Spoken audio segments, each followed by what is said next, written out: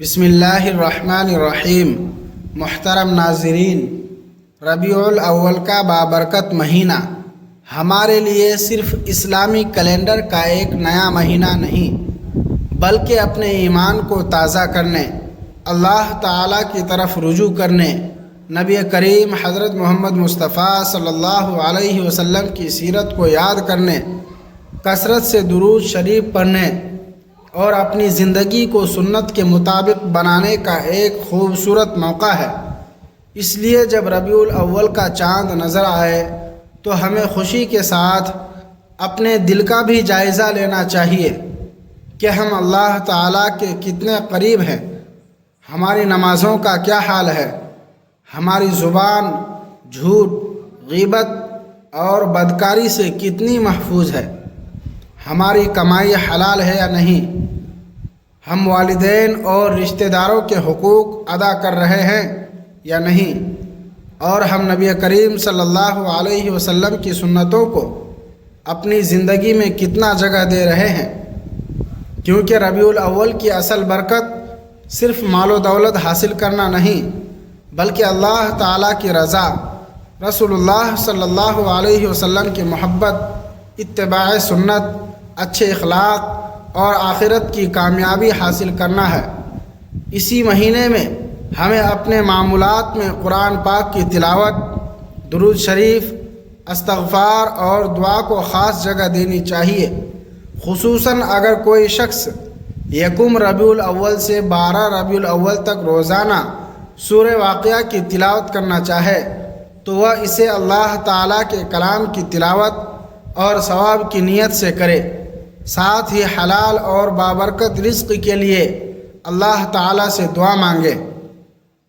لیکن یہ بات ہمیشہ ذہن میں رکھنی چاہیے کہ کسی خاص صورت کو کسی خاص تعداد میں پڑھنے سے دولت کے پہاڑ لازماً کھڑے ہونے کی قطعی ضمانت قرآن و حدیث سے ثابت نہیں۔ رزق دینے والا صرف اللہ تعالیٰ ہے اور وہ اپنے بندوں کو جس طرح، جب اور جتنا چاہتا ہے عطا فرماتا ہے۔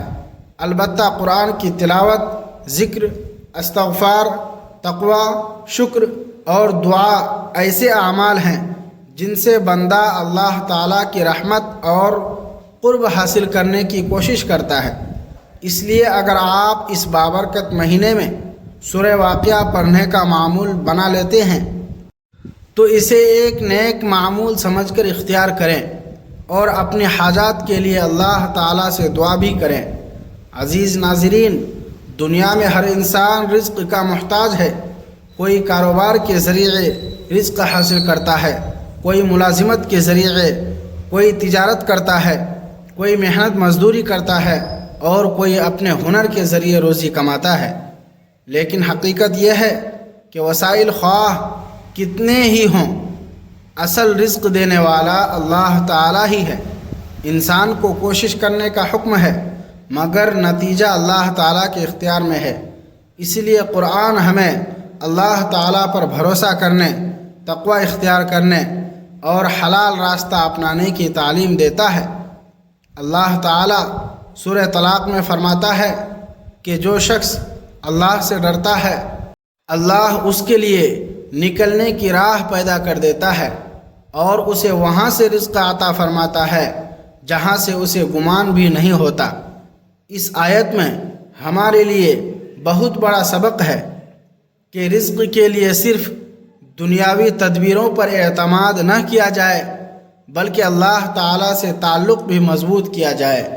اس کا مطلب یہ نہیں کہ انسان محنت چھوڑ دے اور صرف وظیفے کے ذریعے مال کا انتظار کرے، بلکہ مسلمان کو چاہیے کہ نماز بھی پڑھے، دعا بھی کرے، ذکر بھی کرے، حلال روزگار کے لیے محنت بھی کرے اور اپنے معاملات میں دیانت بھی اختیار کرے، کیونکہ حلال کمائی میں برکت اللہ تعالیٰ کی عظیم نعمت ہے۔ بعض اوقات انسان کی آمدنی کم ہوتی ہے لیکن گھر میں سکون، صحت، محبت اور اطمینان ہوتا ہے، جبکہ بعض لوگوں کے پاس بہت مال ہوتا ہے مگر دل بے سکون رہتا ہے۔ اس لیے ہمیں رزق کو صرف روپیے پیسے کے معنی میں نہیں سمجھنا چاہیے۔ نیک اولاد بھی رزق ہے، صحت بھی رزق ہے، والدین کی محبت بھی رزق ہے، اچھا شریک حیات بھی رزق ہے، ایمان بھی رزق ہے، قرآن سے تعلق بھی رزق ہے، نیک لوگوں کی صحبت بھی رزق ہے، علم نافع بھی رزق ہے، اور دل کا سکون بھی اللہ تعالیٰ کی بہت بڑی نعمت ہے۔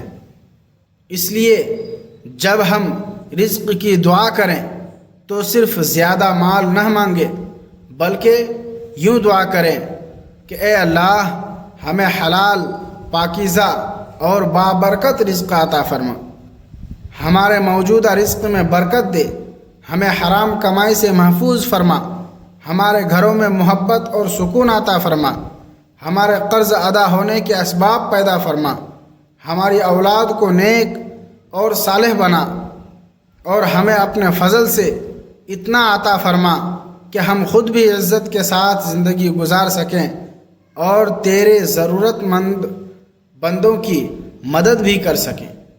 محترم ناظرین، ربیع الاول کے ان ابتدائی 12 دنوں کو ہم اپنی اصلاح کے لیے استعمال کر سکتے ہیں۔ روزانہ کچھ وقت قرآن پاک کے لیے نکالیں، درود شریف کی کثرت کریں، استغفار کریں، نمازوں کی پابندی کریں اور اپنے گناہوں سے سچی توبہ کریں۔ اگر ممکن ہو تو روزانہ سورہ واقعہ کی تلاوت بھی کریں۔ قرآن کی تلاوت کرتے وقت اس بات کو یاد رکھیں کہ ہم اللہ تعالیٰ کا کلام پڑھ رہے ہیں، اس لیے صرف الفاظ پڑھنے کے بجائے قرآن کے پیغام کو سمجھنے اور اپنی زندگی میں نافذ کرنے کی کوشش کریں۔ اگر کوئی شخص اس عمل کو باقاعدہ معمول بنانا چاہے تو پاکیزہ جگہ پر وضو کے ساتھ بیٹھ سکتا ہے۔ قبلہ رخ ہونا اچھی بات ہے، پھر ابتدا اللہ تعالیٰ کی حمد سے کرے، اس کے بعد نبی کریم صلی اللہ علیہ وسلم پر درود شریف پڑھے، پھر استغفار کرے اور قرآن پاک کی تلاوت کرے۔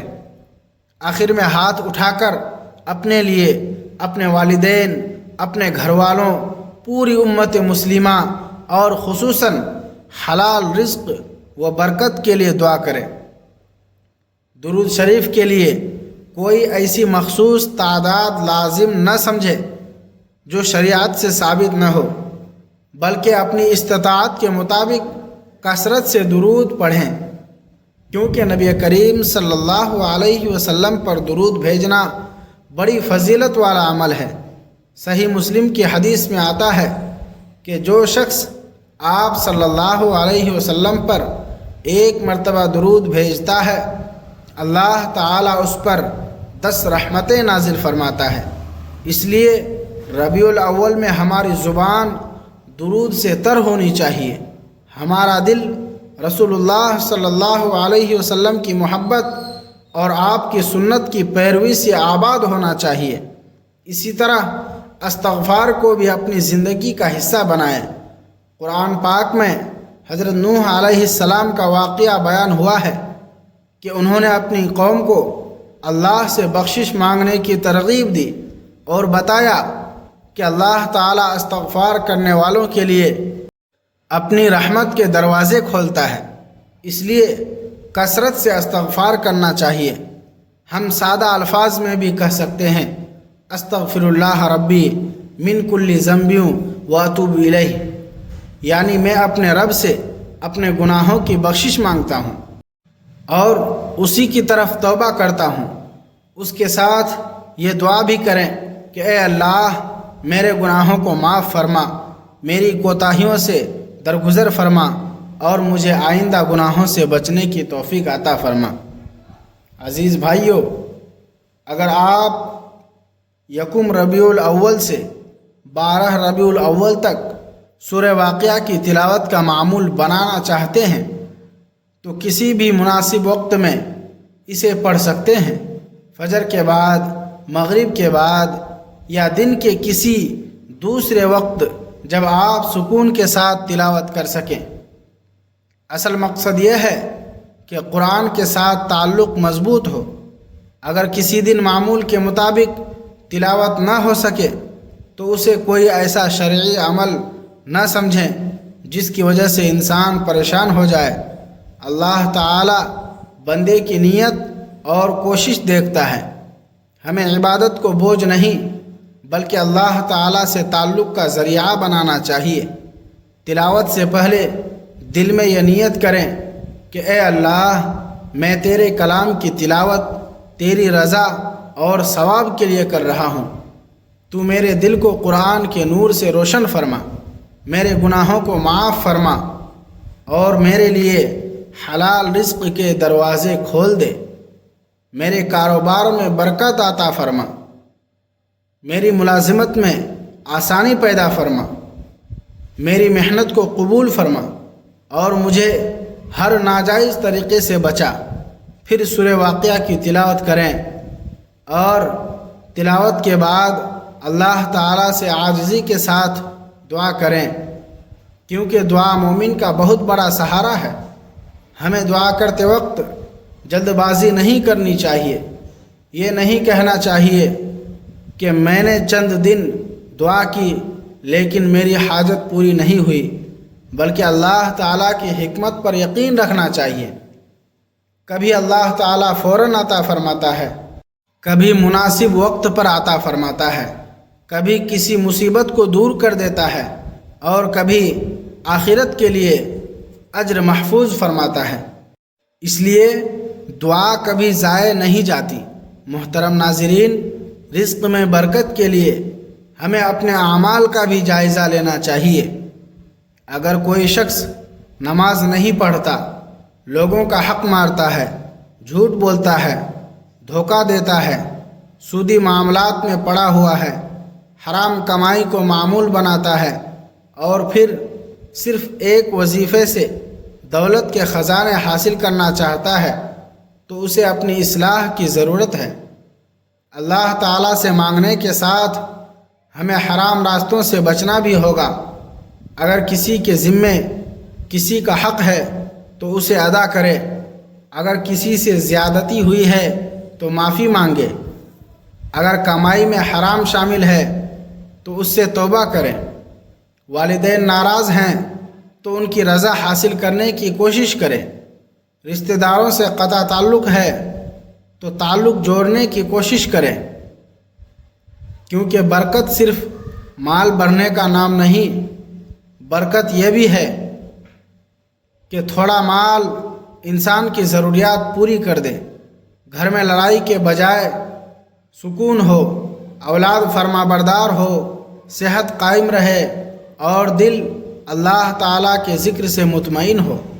قرآن مجید میں اللہ تعالیٰ فرماتا ہے کہ یاد رکھو، اللہ کے ذکر سے دلوں کو اطمینان حاصل ہوتا ہے۔ اس لیے اگر ہم حقیقی سکون چاہتے ہیں تو اپنے دل کو دنیا کی چیزوں کے بجائے اپنے رب سے جوڑنا ہوگا۔ سبحان اللہ کہتے وقت اللہ کی پاکیزگی کو یاد کریں، الحمدللہ کہتے وقت اس کی نعمتوں کا شکر ادا کریں، اللہ اکبر کہتے وقت دل میں اس کی عظمت پیدا کریں اور لا الہ الا اللہ کہتے وقت اپنے ایمان کو تازہ کریں۔ اسی طرح لا حول ولا قوت الا باللہ پڑھتے ہوئے یہ یقین رکھیں کہ اصل طاقت اور مدد اللہ تعالیٰ ہی کے پاس ہے۔ عزیز ناظرین، ربیع الاول ہمیں نبی کریم صلی اللہ علیہ وسلم کی زندگی سے سبق لینے کا بھی موقع دیتا ہے۔ اگر ہم رسول اللہ صلی اللہ علیہ وسلم سے محبت کا دعویٰ کرتے ہیں تو ہمیں آپ صلی اللہ علیہ وسلم کی سنتوں کو اپنی زندگی میں لانا ہوگا۔ آپ صلی اللہ علیہ وسلم کی سچائی، امانت، رحم دلی، صبر، عاجزی، حسن اخلاق اور لوگوں کے ساتھ اچھا برتاؤ اپنانا ہوگا۔ صرف زبان سے محبت کا اظہار کافی نہیں بلکہ عمل کے ذریعے محبت کا ثبوت دینا بھی ضروری ہے۔ اس لیے ان 12 دنوں میں کوشش کریں کہ روزانہ سیرت النبی صلی اللہ علیہ وسلم کا کچھ حصہ پڑھیں، درود شریف زیادہ پڑھیں، کسی ضرورت مند کی مدد کریں، والدین کے ساتھ اچھا سلوک کریں، کسی ناراض شخص سے صلح کریں اور اپنی زبان کو غیبت و بد زبانی سے محفوظ رکھیں۔ یہی وہ اعمال ہیں جو ہمارے ربیع الاول کو حقیقت میں بابرکت بنا سکتے ہیں۔